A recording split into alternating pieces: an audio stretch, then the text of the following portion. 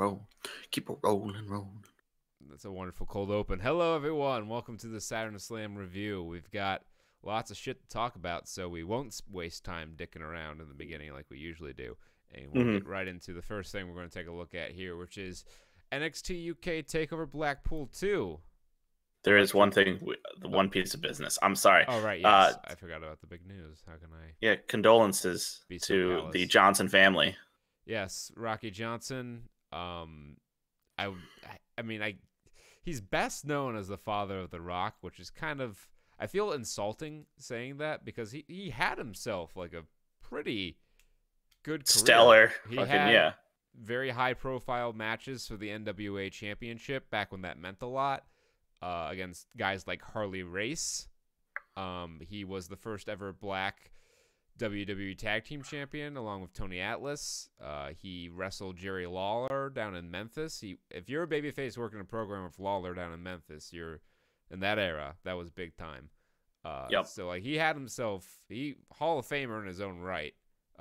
Also just happened to sire the world's biggest movie star and other wrestling legend. But 75 is still pretty young. But I think, on paper at least, I'm sure he can take solace in the fact that he did live a fulfilling and full life. I'm sure he would have liked to live a little longer, but unfortunately he, I guess, took ill, is what I've heard. Got real sick real quick, which is unfortunate. But hearts go out to Dwayne, his mother, and I guess the extended Anoa'i family all probably knew him pretty well. Go get him forever, Soul Man. Yep. All right. So then we have Takeover Blackpool 2, Electric Boogaloo. And it had the feel of a classic Takeover match or card because it was only like 5 matches. I was going to say, not only did it have the structure of a regular match, it felt booked like it too. I was like, I think I've seen this Takeover before. Yeah, it felt very familiar in a number of ways. I was a little surprised with some of the decisions they made. But I think it was fine. I very much enjoyed the Tyler Bate Jourdan Devlin match. I enjoyed that match a lot more than I thought I would. They had all the hallmarks of a Triple H special. That's the let's really get this one over. And it works. So it's, for me, an early contender, very early contender for match of the year. I would say it's a contender, not a strong contender. I don't think it's better than the best matches from Wrestle Kingdom of what I've watched. I haven't finished Wrestle Kingdom yet, but I watched all of night 1, and I think this isn't as good as the Okada Ibushi match or the Naito Switchblade match. But it was very, very good, and I enjoyed it a lot more than I thought I would, because I think I always perpetually sleep on Jourdan Devlin, because in the beginning it's like, he's mini Balor, and I'm like, you're not as good as Balor. But then I think he had at Cardiff a really good match too, and I was like, oh, maybe I should stop sleeping on him. And then I saw the name Jourdan Devlin again. I'm like, oh, well, this is gonna fucking put me to sleep. Yeah, it did anything but. So that was good. Eddie Dennis versus Trent Seven. It was kind of filler. It was the rivalry match. It wasn't particularly thrilling. It was a rolling start, we'll call it. It was the first match I've seen of Eddie Dennis since the last Takeover Blackpool. I guess he has a dragon gimmick now. Yeah, like a Welsh dragon gimmick, and very, very calm, very environmental theme. Yes, it was interesting. It was like a score for a soundtrack. Yeah, that match only went like 8 minutes, so it didn't overstay its welcome, unlike some other matches on the show. One of which I felt was this women's championship match. Kaylee Ray retained her title against Stone E Storm and Piper Niven. This match was fine. It was only 13 minutes, but I think it was about 3 minutes too long. It kind of I could see that. lulled in spots where, like, I would say in the middle, but it really wasn't in the middle. It was like right before they did all their spots at the end. Kaylee Ray won after stealing the pin after the Storm Zero. Which is, like, I expected her to retain. I didn't think they were going to do champion versus champion at Worlds Collide between her and Rhea. I also don't think that Toni Storm is going to be beating Rhea at Worlds Collide, so they wouldn't want to beat the NXT UK champion. I think NXT UK is going to go over pretty strong at Worlds Collide simply because, and it reflects, unfortunately, in the ratings these past few weeks for NXT, people just don't care about these UK guys. And to be honest with you, I've enjoyed the takeovers, but they have not compelled me one iota to go out of my way to watch an episode of NXT UK. And I mean, it is fairly, like, I don't even want to say it's like, oh, it's so obvious, because that would imply that they maybe are trying to hide something from us. But this is obviously Triple H all of January trying to get NXT people in the brains of the American crowd, so that when Worlds Collide happens, you know some of these faces. Yes. I mean, it's a necessary step, but I think it feels kind of rushed, especially when they have the other takeover that they're also promoting matches for. It's just everything's kind of the mixture's getting pretty muddled, and it's negatively impacting the quality of the show. But we'll talk more about that a bit later. Tyler Bate versus Jourdan Devlin, as we mentioned, was very good. It went 22-23. The only problem I had with it is I didn't really like the finish. I felt like they built momentum and they hit a high spot that should have ended it. And this is a problem that isn't exclusive to NXT UK. It's something that happens in wrestling everywhere. NXT is somewhat notorious for this at this point, where they just got to do one more move. They don't end it on the highest note. They just got to get one more thing in, and the amount of time that it took to set up, what was it even? It was like a fucking springboard clothesline. I think so. That sounds about right. And then Devlin like jumps out of it and he tries to get back, but then Tyler catches him again. Yeah, it was kind of an anticlimax to this match, and it added like an extra minute onto it that didn't need to be there. But other than that, that's my one small complaint in this match. That was definitely the best on the show by a fairly safe margin, I would say. Yeah. Yep. Then we had the Fatal 4-Way Tag Team ladder match between Gallus, Imperium, Grizzled Young Veterans, and the team of Mark Andrews and Flash Morgan Webster. I am a sucker for a ladder match. I've made no secret that is my favorite stipulation. This lived up to the legacy of crazy multi-tag team ladder matches, but it was a little too long, and I think the wrong team won. Yeah. I will say, for its sake, things I look at, safe match. I like that. That's a good part of ladder matches. I like it when they're not almost dying out there. I've seen a couple NXT ladder matches where I'm like, I almost don't want to watch this because someone's gonna get hurt. That North American title six-way ladder match was maybe they went too far in a few places. I like the part where Flash Morgan Webster put his ladder on the other guy's back and was climbing up. That was cool. I really liked how they recovered.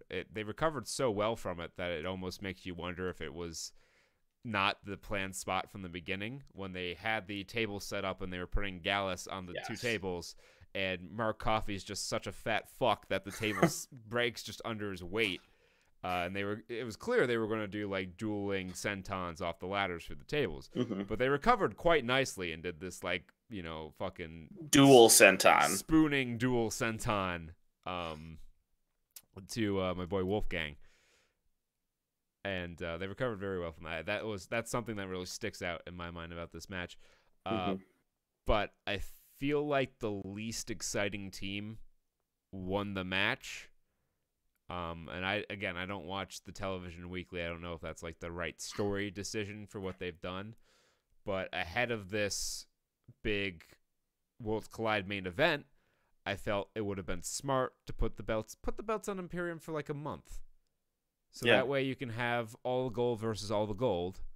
And for people who don't watch NXT UK, you assume that Imperium's kind of running roughshod over the brand because Walter's the champion.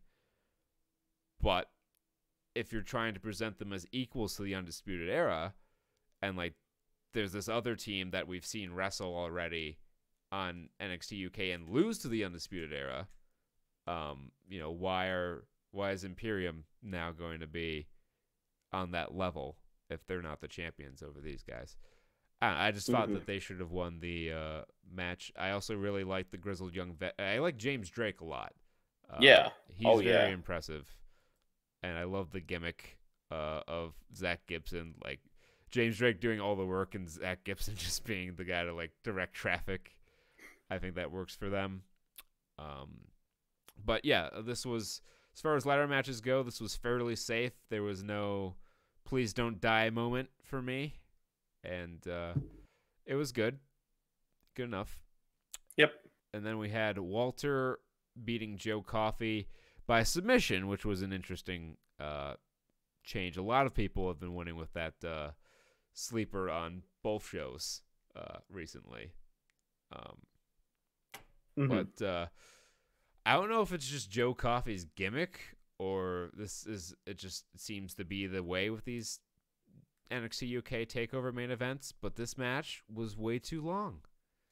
Yeah. I look at the time here, I'm just like, yeah, it really did. I remember I looked at the time when I was rewatching this, and I was like, this is not going to go that long, right? And I looked at the time at the end of the match, I was like, I guess it did. I guess we got there. I mean, Wikipedia says this match was 27 minutes and 32 seconds. That's got to be a typo because this match was at least 10 hours long. Fucking, they went forever. Like, I get that Joe Coffey is the Iron King, and his thing is he takes a beating, but Walter just hit this guy with so much shit, and he just kept kicking out. And it was the same thing with the Pete Dunne match a year ago. He just kept kicking out. And the match goes 10 minutes longer than it has any right to do. Joe Coffey's fine, but he's not a good enough wrestler to wrestle 25 plus minutes in the main event. Yeah, that's a high bar to clear. And yeah, I don't know. I think you can pack, you know, as much as I'm not like a get your shit in guy, this is the time when you gotta just kind of get your shit in. And Walter can definitely do that in a shorter time than they were given. Walter also, have you ever seen Walter shit to get in? Yeah. So he can have you ever seen match? Yeah. Oh, sorry, go ahead. You ever seen him smile? I have not. I gotta show you. He, like, during the video package, he was in not a super scowly mood. And I realized that he is a soft Bavarian boy when he is not. When he's not in fucking heel like dominator mode. He is also Austrian. Austrian. He's a soft Austrian boy. He's a good. Well, that's something I never thought I'd see. He's just got a. Oh, here's another one with him with like a cool kind of smirk, and he looks like a friendly guy who you wear a hoodie with, and you know he'd play a little FIFA, and then he'd go out and play soccer in the park with all his buddies, and they'd go have a nice light like half a Weizen at the local cafe, and it'd be great. Have some Unicum. Unicum is an interesting flavor. Yes, it is. But yeah, like this was. It was a match. It went too long. Walter chopped the shit out of this guy. Like, these were the loudest chops I've ever fucking heard. Hurt my chest just watching it. But yeah, the most noteworthy thing about this match had nothing to do with the match. It had everything to do with what happened after the match. Imperium's standing tall in the ring, and then out from the crowd come the Undisputed Era, and they jump him and put the boots to Walter, and that's how the show went off air. They pulled the title card move. Yes, the title card. That moment when the title card lasts more than 2 seconds on the screen. Kevin Owens was the originator. Tommaso Ciampa, the perfecter. And now it's become a staple in the NXT TakeOver playbook. Overall, this was a good show. I don't think I'd recommend watching the whole thing unless you have like 2.5 hours to kill. I'd say definitely, if you haven't seen it, go out of your way to see Tyler Bate and Jourdan Devlin. Ladder match was okay, but other than that, I think this is an entirely missable show. Yeah. Shame. But maybe they're saving it up for Worlds Collide. Yeah, not to say that it was bad. I mean, if you spend the time to watch the whole show, you won't be like, oh man, I wasted all this time. But there are better uses of your time, I feel.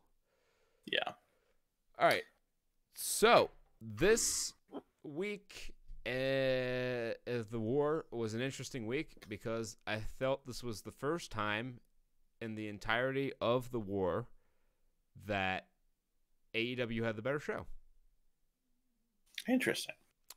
The ratings certainly reflect that. AEW got 940,000 viewers against NXT's 700,000 viewers. They won in every demo except 50 plus, but they were up big in 50 plus, like 0.01 ratings points away from NXT in that demo.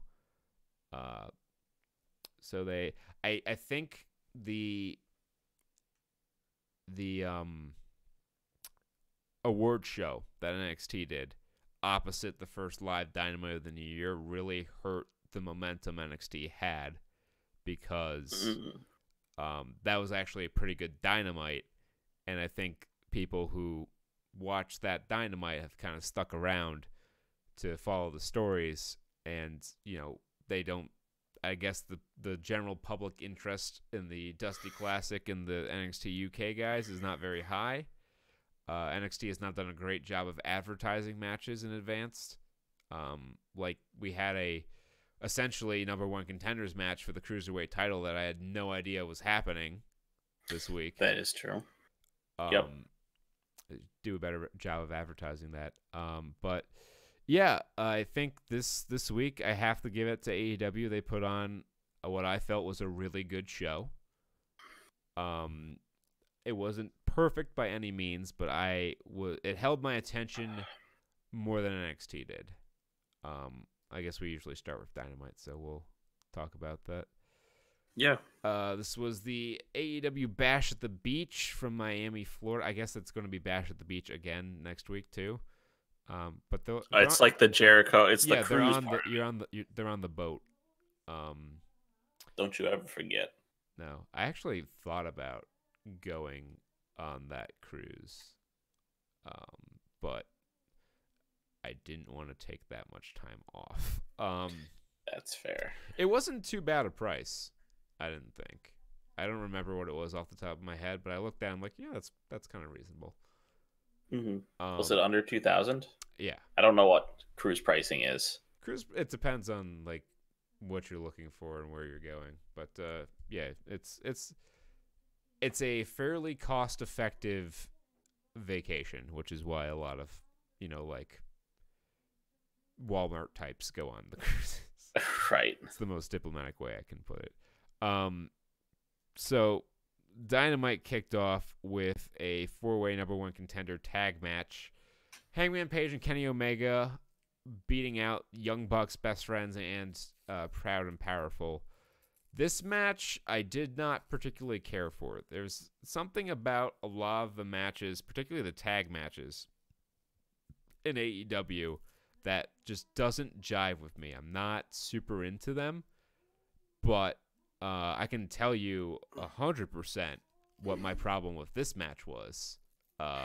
It was the fact that the referee, and I understand it's no DQs, but even when it's not no DQs, AEW referees do fuck all to maintain order in these matches, which it's a fucking soggy biscuit of a ref out here. Which hurts the psychology of the match. Tag matches are so fucking easy.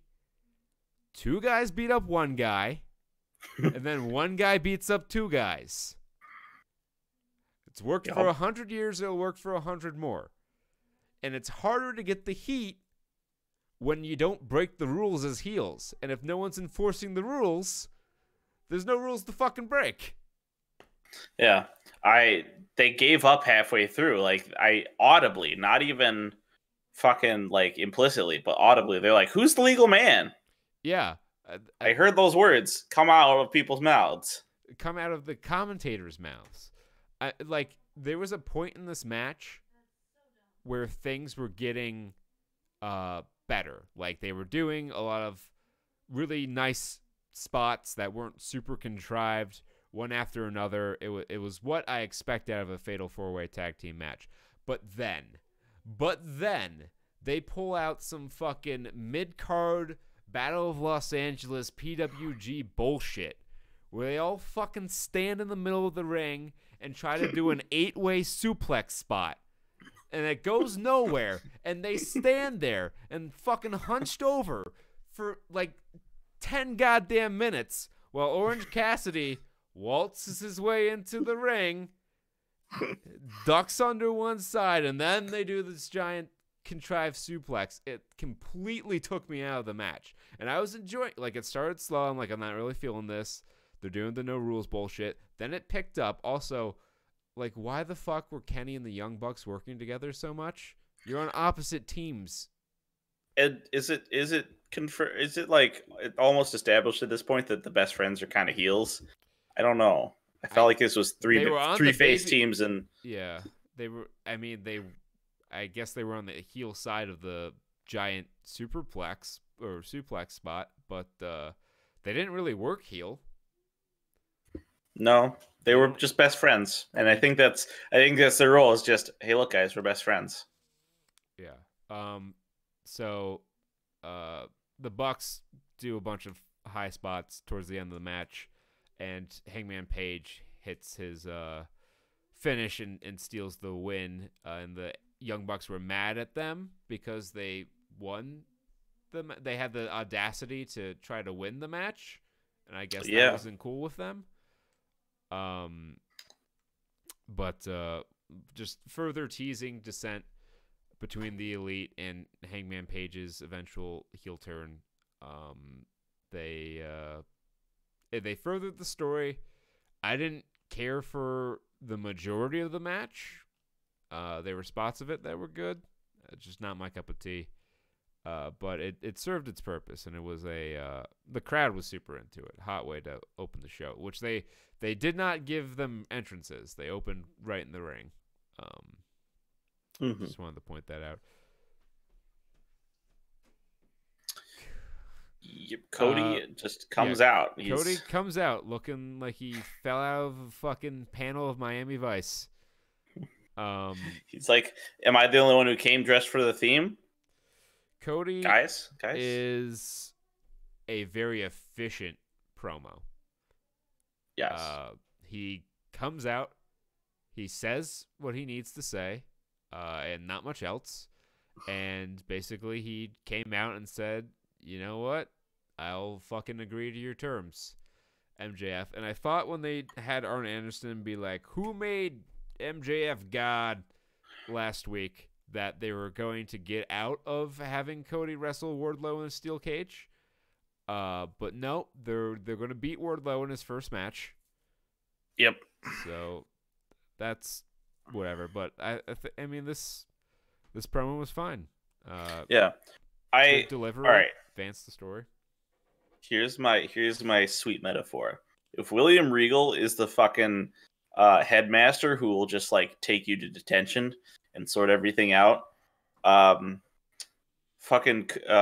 Cody is the moderately good principal who's trying to give to open up like the fucking holiday talent pageant in an auditorium full of like kids who are kind of restless and just like chattering amongst one another. He's like, it's gonna start, everyone. Our first contestant is he's going to sing the national anthem, and everyone's just like, that's the energy Cody gives off.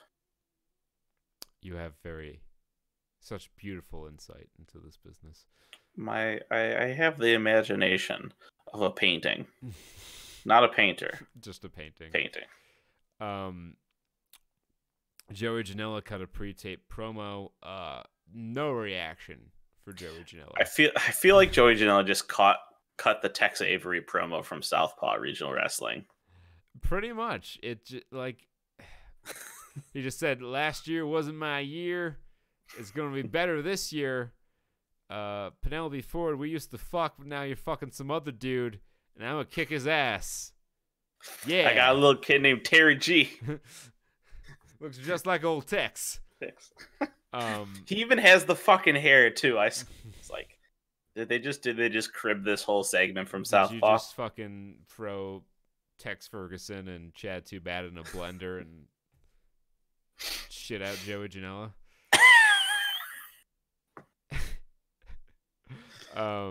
He said he's the backbone of AEW, and everyone will see why they call him a bad, bad boy. Again, zero crowd reaction for this, and can't say I'm much more excited about it than most of them are. They thankfully limited the Knightmare Collective bullshit to a match that was not particularly long, and when Brandy wasn't in there, not particularly bad. I mean, Mel can't wrestle particularly well either, but compared to Brandy, she's fucking Shawn Michaels. Yeah. Holy shit, Brandy's terrible. But it was Chris Statlander and Hikaru Shida against the Knightmare Collective. I guess Awesome Kong was sick, so Brandy had to fill in. Okay. And Mel is not exactly a super worker who can carry the match for that long. She looked okay in parts, but the longer she was in there, the worse she looked. And they had Luther try to block Hikaru Shida on her way into the ring. She whacked it with the kendo stick a couple times. What an effectual character that he's been, just coming out here and really impacting the dynamics of the roster. Yeah. Not much to say about the match other than Chris Statlander hit her finish and her team won. Chris Statlander is she's gonna fucking make it in spite of this whole fucking setup. She's one of the bright spots of this division. Regardless of what you think about the gimmick, you have to admit that she is at least the second best worker in the entire division. I don't know who you put ahead of her, but I'm sure there are several people who have several different takes on it, but I don't think you can rank her lower than 2. No. Unless you're a fucking moron.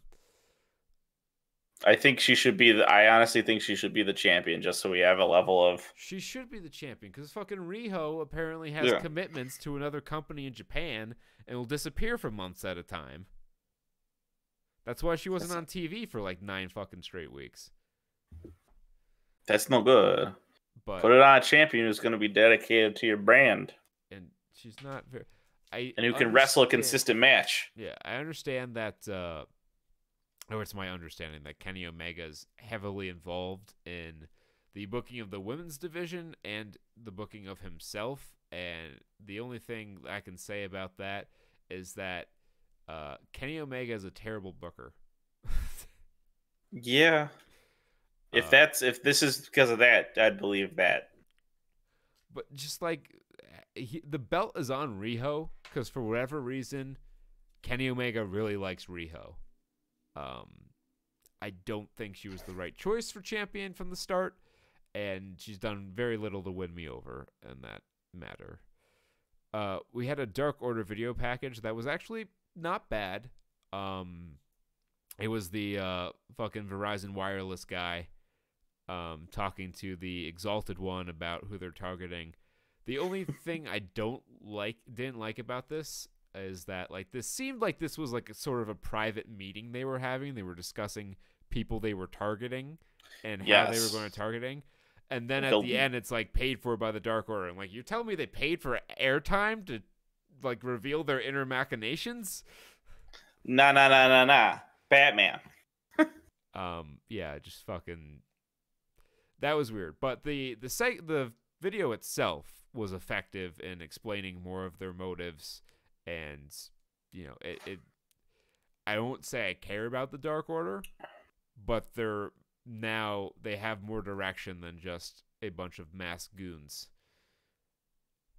which I guess is an improvement. Sami Guevara wrestled Jon Moxley. Guevara got a lot more offense in than I was expecting. He really picked up his game, and they had a really nice match, these two. Guevara went up top. He went for a moonsault. Moxley caught him in a rear naked choke with a body scissors, and Guevara tapped out immediately. Nice to give Moxley another finish that he can win with. Also, during this match, I wanted to point out that he busted out the original Dirty Deeds, which was the headlock driver. So that made me, I'm like, hey, it's back. But yeah, he hit that. Jericho came out. They went to get their pound of flesh for the angle to close the show last week. And he spiked him in the eye with a spike from his jacket, and they carried him off to an ambulance backstage, which stayed parked didn't take him to a hospital for the rest of the show. Nope. Played into an angle later, which it's wrestling, so I'm not going to get too hard on them for the logic of it, but it's kind of silly. Yeah. I think, in kayfabe wrestling, ambulances are just boxes. Yeah, I've never seen one move. They can be tipped over very easily. Yeah. They're usually driven by a wrestler. They have a side gig. They moonlight as a ambulance driver. This angle is pretty good. It gave far more emotional weight to the story than just these two guys are fighting over the title. Then we had MJF, Butcher, and Blade against Diamond Dallas Page, Dustin Rhodes, and QT Marshall. DDP somehow, I mean, his skin looks older, but shape-wise, he looks the same as he did like 20 years ago. It's incredible. It's because it's a DDP yoga, which is now it's his fucking gimmick now, and I love it. Well, I mean, if ever there were a fucking endorsement for it, it would be how he looked in this match at 63 years old. Yeah, Christ. Was he in Saudi Arabia? No. This is the first match DDP's wrestled since 2001, I think. Or no, 02. Oh shit. 2002. Okay. Maybe I was thinking of who's I thinking of who's in Saudi? It was Goldberg, Shawn Michaels. Oh, that was a couple years ago with Shawn. That was a couple years ago, yeah. Kane and Undertaker. Yeah, I just remember him being one of the guys who could. No, it was Undertaker and Triple H, and they could hold themselves together, and they were kind of babysitting that match.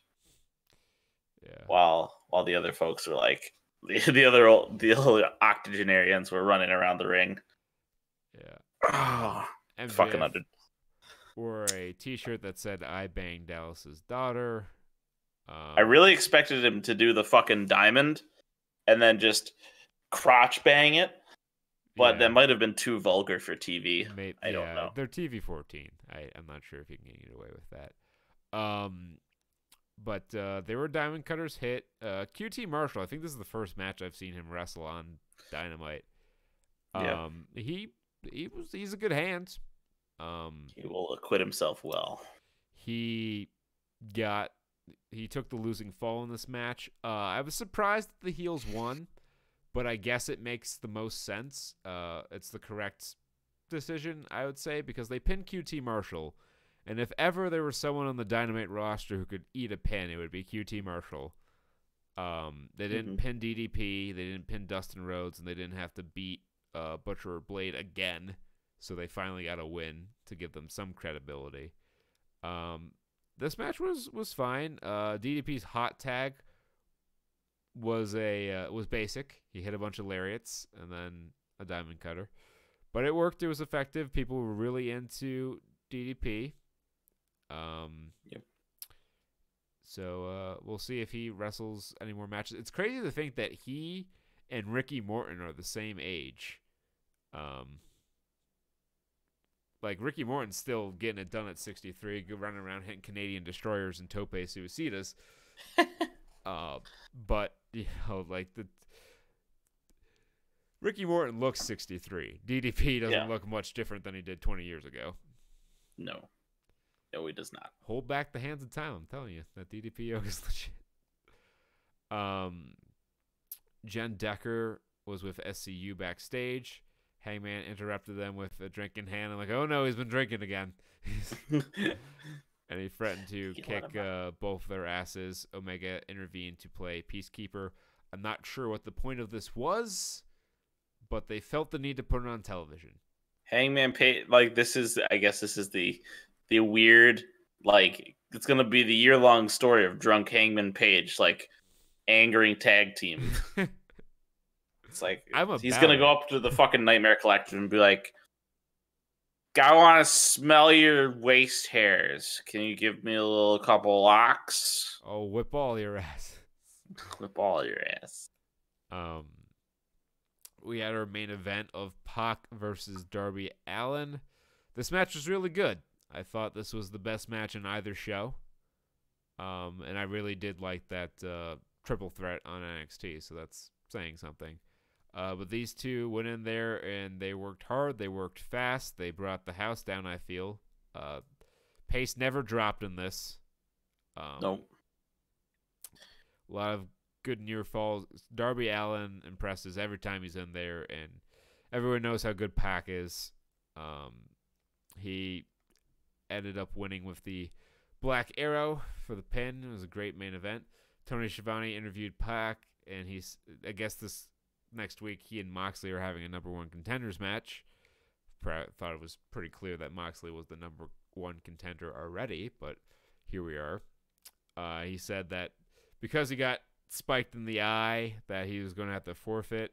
And then they cut to the ambulance, and John Big Boss Moxley falls out of Snake Eater and the ambulance, fucking coming out looking like he's in Metal Gear, and just stares Neville down and comes in the ring and says, I ain't forfeiting jack and shit, and got in his face, and he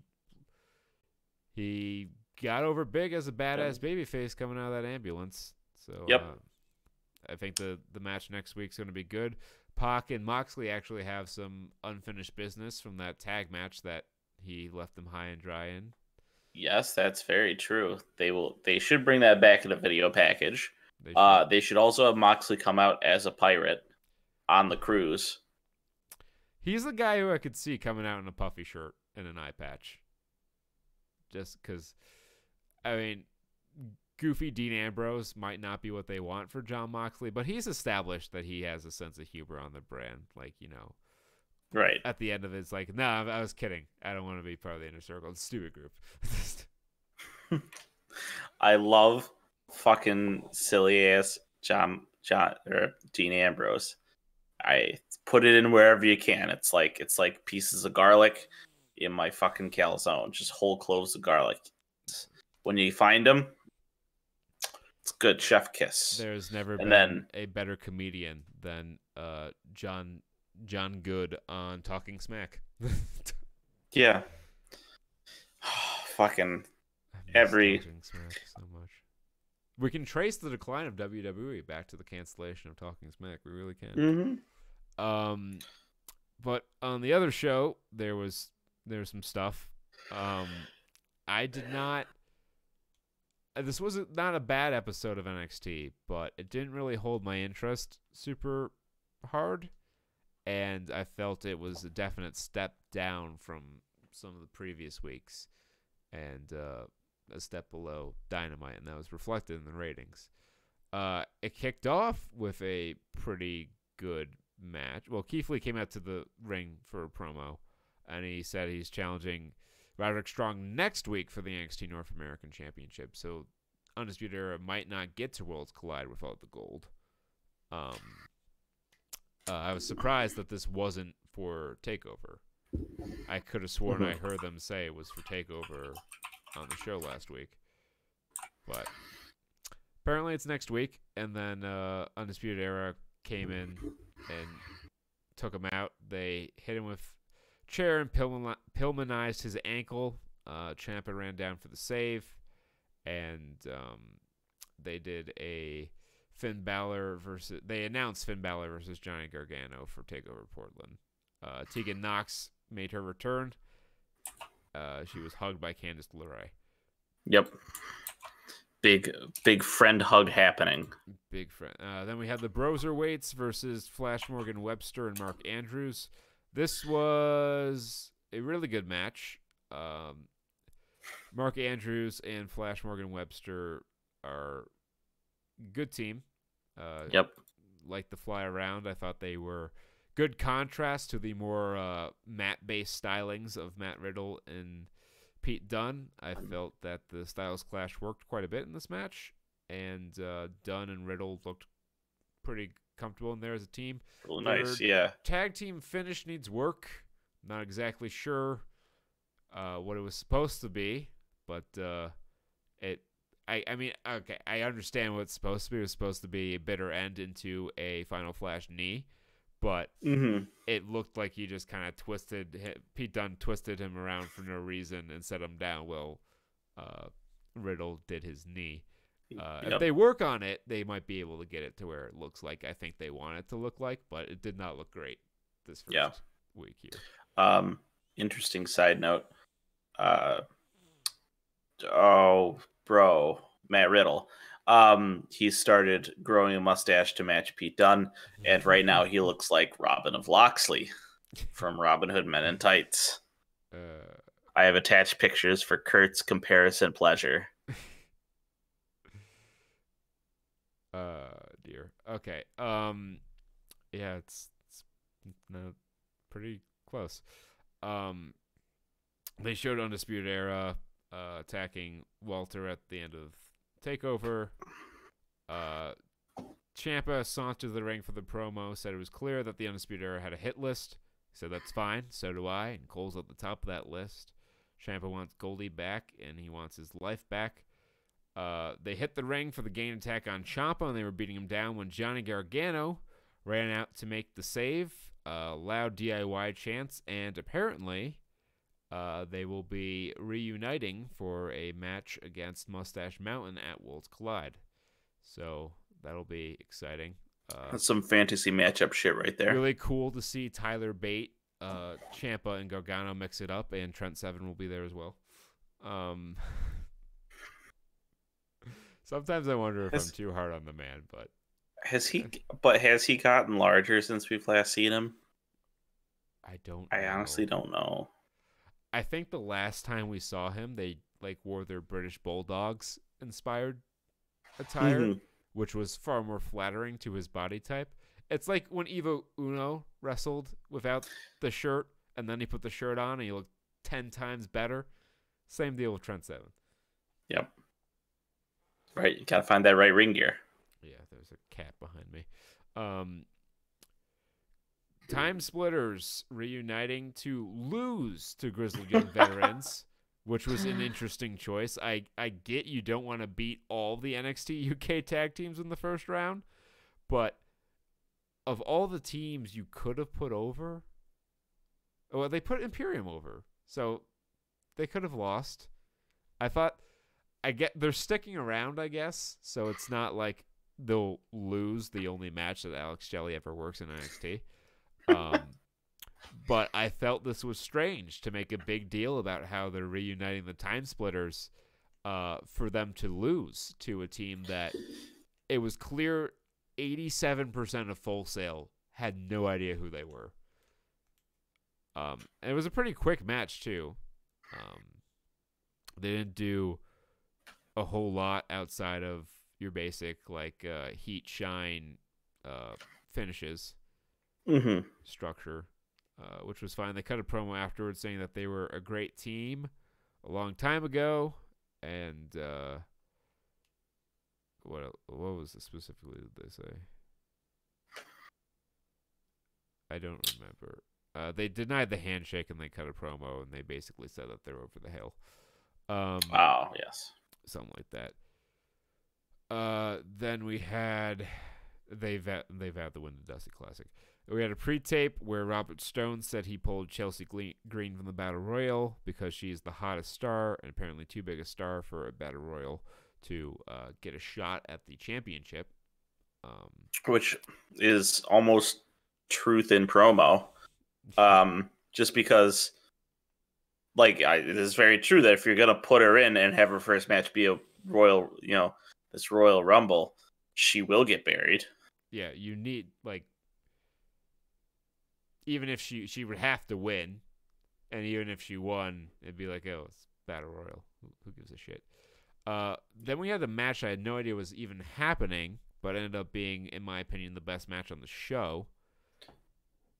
You had Isaiah Swerve Scott, Tyler Breeze, and Leo Rush in a triple threat match to be added to a fatal four-way for the NXT Cruiserweight Championship, supposedly happening at Worlds Collide. We had Angel Garza out on commentary. He was pretty good in the booth. His English isn't super great, but he speaks Spanish slow enough that I can understand what he's saying. He's just so He's just so dreamy and charismatic. He is quite a charismatic young gentleman. Yeah, so he was fine. He did not take away from the match like Brandy on Dynamite last week. This match was great. I think everyone showed their stuff. Tyler Breeze is as good as you remember him, even if mostly he was in there to take spots from the other guys. Right. He got killed. He sold the Swerve's finish like death. They even put him on the injury report for this week with a neck injury. He's day to day. But yeah, this match was great. I thought it was the best match on this show, and pleasantly surprised by it. Keith Lee ran out of nowhere to spear a security guard for some bushes to get at the Undisputed Era. And then he was screaming about Strong. Security tried to restrain him. He threw another guy through a windshield. And that was fun. Screaming about how it's next. I don't think he's winning. I thought he was winning. And he honestly should win. I think you got to shit or get off the pot with this guy. Either push him or don't. He should probably win, but I think they set the injury angle with the ankle to give him an excuse for losing. And I think they're going to keep the belts on Undisputed Era at least through the Portland takeover. Yeah. If the handoff's at Portland or something. Yeah, I could see one of them losing at Portland. Maybe, I don't know what the deal, because they're in the Dusty Cup too. I don't know how this Dusty Cup's going to work. Because last year was the winner faced the tag champs at the WrestleMania weekend takeover. But this year the tag champs are in the Classic. So is it like a G1 where if they win, they get to pick whatever team they want to face? Could be. Who knows? Seems odd. We had the Battle Royal. There was a lot of women in there. Casey Catanzaro's back. I had heard she left the company a while back, and hadn't seen her since, so seemingly corroborated the story in my eyes, but I don't know if she just re-signed or if this is a one-off. But she was back here, and no sooner than did they announce the signing of Martinez was she in this match.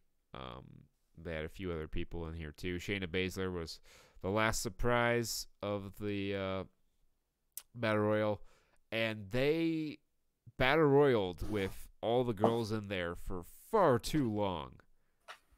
It was a long middle part of it. It took forever for even the first elimination to occur. And then it wasn't even like a snowball of eliminations after that. It was a soft trickle until we got down to the final 5. They made you think it was 4, but I never for a second forgot that Shotzi Blackheart got tossed to the outside. She came in to eliminate Shayna Baszler. It came down to Io Shirai and Bianca Belair. So heel versus heel at the end here. Really thought you should have kept Tegan Nox in there till the end if it was going to be someone in there, because people like Tegan and she's a babyface. So that would make for perhaps a little more drama going down. But people like Io, they cheer her like a babyface anyway. So who really gives a shit? Yeah.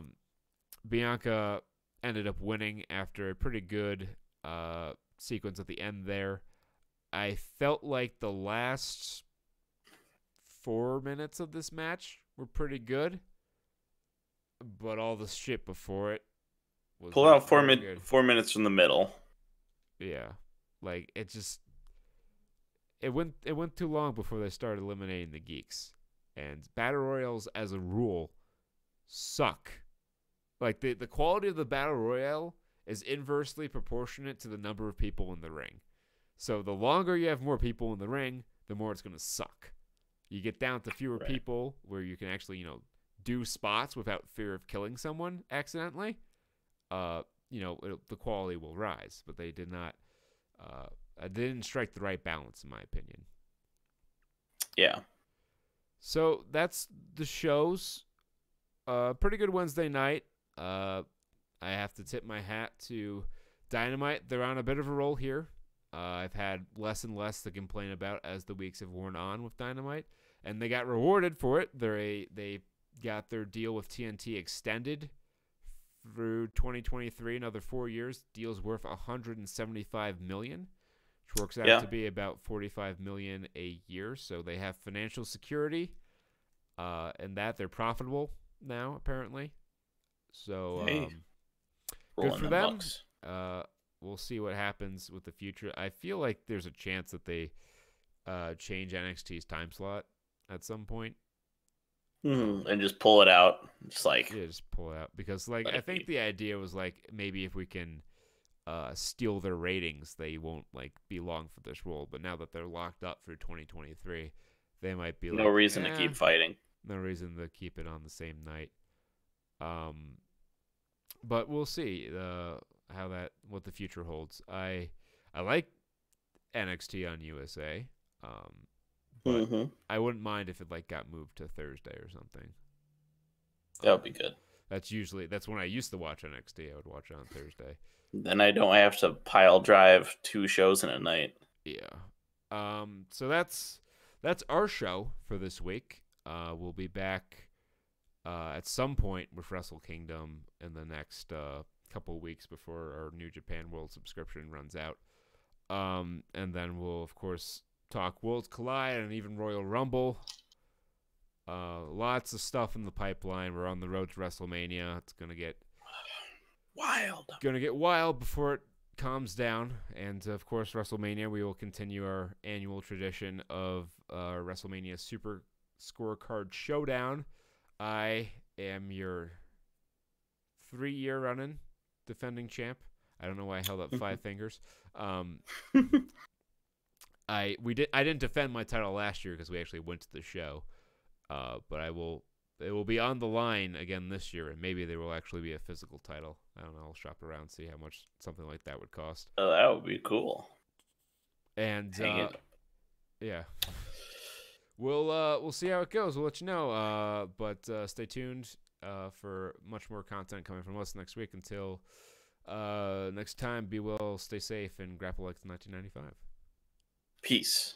Oh boy.